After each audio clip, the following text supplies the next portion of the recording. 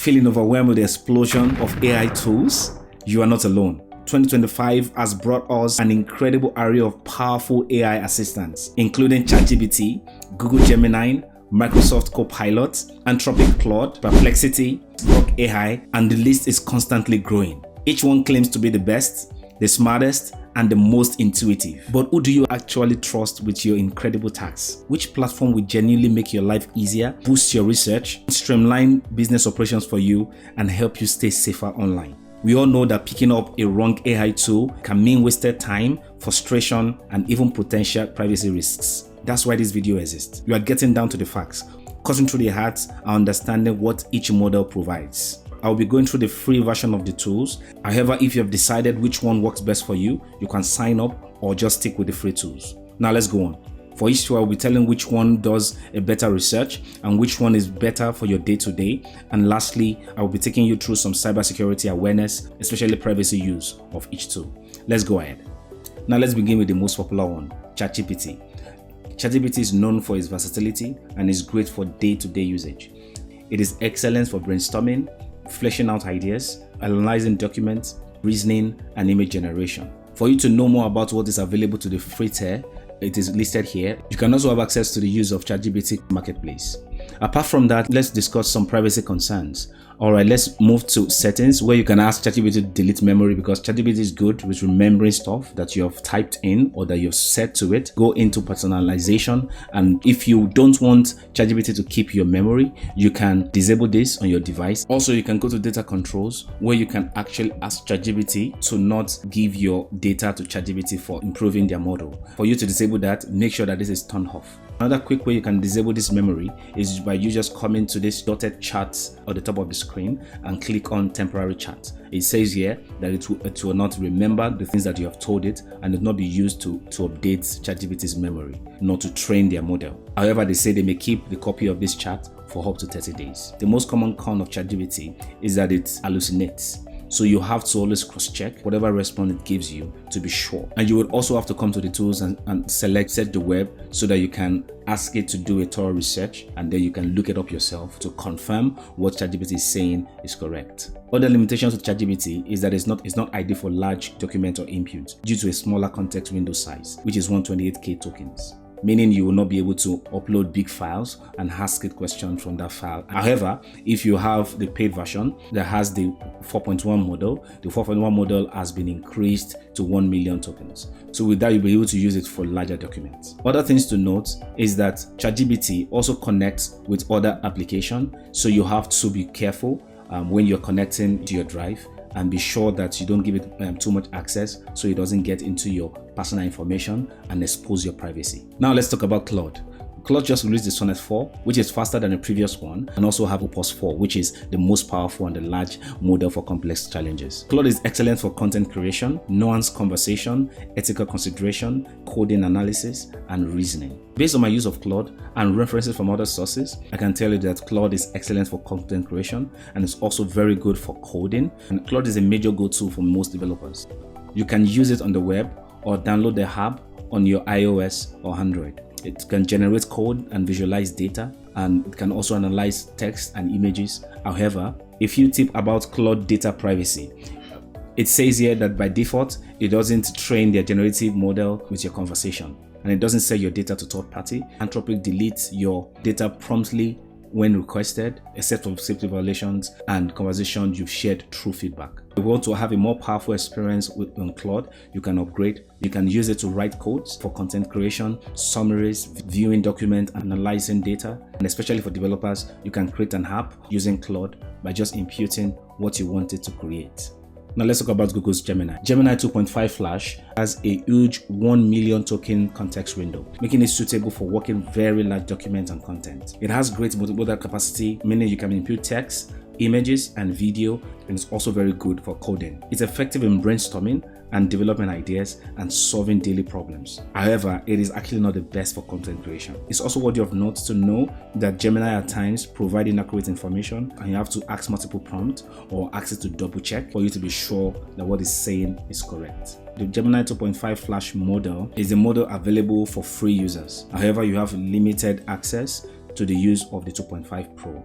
Oops, I've exceeded my daily limits. I have to wait 24 hours to continue using the Pro model. Other things to consider is that it does its research across YouTube, your email, your document, your OneDrive, and if you are a Google Workspace person, it's a go-to tool for you because it interacts seamlessly with this platform, including maps, hotels, and flights. Now concerning privacy. Privacy is governed by Google's General Privacy Policy and the Gemini Apps Policy Hub. You have to opt out to prevent your chats, your voice recordings, screen recordings, and upload from being used to train the AI. And also note, when you're connecting to your Google Apps, this means all of this data fall under the Google's privacy rules. I can provide you an information on how to opt out if you ask me in the chat. So yes, for Google ecosystem users, it's a good tool for you. You can use it to ask questions and then do some deep research. However, like I said, you may have to cross-check because it does hallucinate as well. Now let's talk about Microsoft's Copilot. With the free tier, you can have access to it on your web, on your Windows, and also on mobile apps, including iOS and Android. Microsoft Copilot is basically built on ChatGPT. So that means it has access to ChatGPT, including the newer ones with some limits. Also supports image generation using DALL-E, and just like ChatGPT and Claude, you can use it to learn new skills as well. Just right underneath this webpage, it said Copilot may make mistake. Talking with Copilot trains AI, but you can always opt out. And for you to opt out, you just have to click on that opt out link and then you disable here. And you can as well come here and delete the memory should in case you already have it stored some of your information. Also note that Copilot is well integrated into the Microsoft Workspace. Now also check this tool here. It says quick response or think deeper to think deeper concerning your prompts. However, it's important to understand Copilot's privacy and choose wisely how you interact with this model. And lastly, for now, let's talk about Perplexity. Perplexity is generally known for its fast searches with citations and real-time, up-to-date information. However, it says here that for you to get extended Pro search more than 3 times a day, you might have to get the Pro version. Some other things to note here is that for Perplexity, you can choose which model you want it to give you a feedback with. However, for you to be able to use this, you have to upgrade to the Pro version. Web search is always toggled on. However, if you want to research academic papers or you want to go to social medias for public opinions and for checking some SEC filings, you can also come check this if you have prompts or questions related to those areas. Also, you can attach file, but it says here that you can only attach 3 files daily. For privacy, come over to preference and come down here to AI data retention. When you switch this off, it means your data will be excluded from use to improve the AI model. Other tool you might find useful is how it goes on to give you latest news based on what is currently reported. You can check finance, art and culture, tech and sciences, entertainment, or it can generate special news based on your saved conversation or what you create. And just like ChatGPT, you can also come to incognito. Here, when you ask anything, your data will not be saved and will not be used to train the model. Perplexity also have other tools including deep research and lab, but it is only available when you subscribe monthly. And just like ChatGPT, you can also come to personalized tabs and disable saved memories or even edit those saved memories.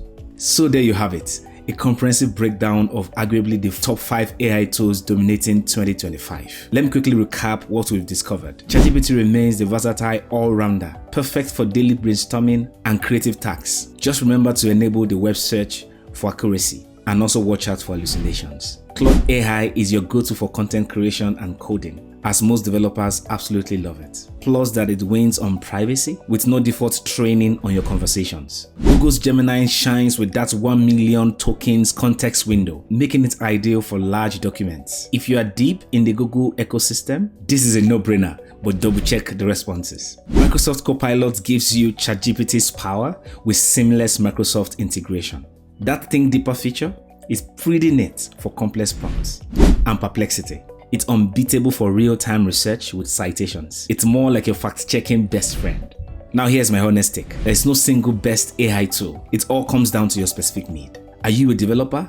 Then go with Claude. Are you deep in the Google workspace? Then go with Google's Gemini. You need some real-time research? Perplexity wins. But here is what is non-negotiable. Always prioritize privacy. I've shown you how to opt out of data training for each platform. Use those settings. My advice: don't put all your eggs in one basket. Try the free versions, see what clicks with your workflow, then invest in the paid plan that truly add value to what you do. What's your current AI tool? Is it Grok? Is it Meta AI? Drop a comment below and let me know which AI tool you're planning to use next. And if this comparison helped you to make a decision, smash the like button and subscribe for more honest tech reviews. Remember, all these AI tools will enhance your capabilities, not replace your thinking. Use them wisely, verify their outputs, and most importantly, keep your data secure. Until next time, keep exploring, keep learning until you make 2025 your best and your most productive year yet. Bye for now.